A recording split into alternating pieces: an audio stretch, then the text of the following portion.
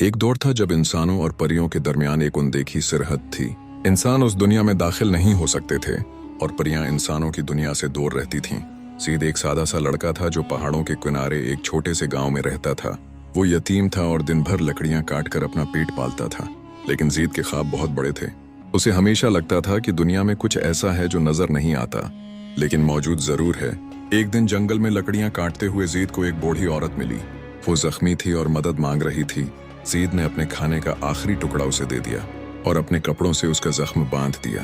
बूढ़ी औरत ने मुस्कुराकर कहा, जीद, तेरी नेकी ने एक दरवाजा खोल दिया है।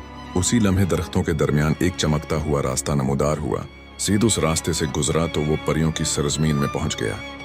वहां हर शे रोशनी से बनी हुई थी, दरख्त गाते थे और हवाएं खुशबुएं बिखेरती थीं।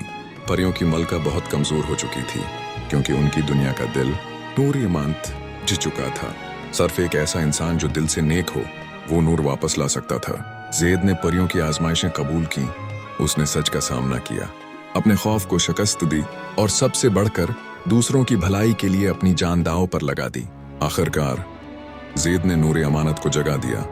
परियों की दुनिया एक बार फिर रोशन हो गई। परियों ने उसे सिर्फ इनाम नहीं दिया बल्कि पूरे दिल से उसे अपना बादशाह मान लिया। वो पहला इंसान जो परियों की सरजमीन पर राज करने के काबिल था। अब ज़ैद रोशनी और नेकी की अलामत बनकर दोनों दुनियाओं के बीच पल का काम करता है। इंसानों को सच्चाई, हमदर्दी और जादू की ताकत का यकीन दिलाता है।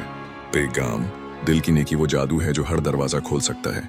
अगर आपको ये कहानी पसंद आई हो तो वीडियो को लाइक करें, चैनल को सब्सक्राइब करें और अपनी राय कमेंट्स में ज़रूर बताएं। मिलते हैं अगली वीडियो में।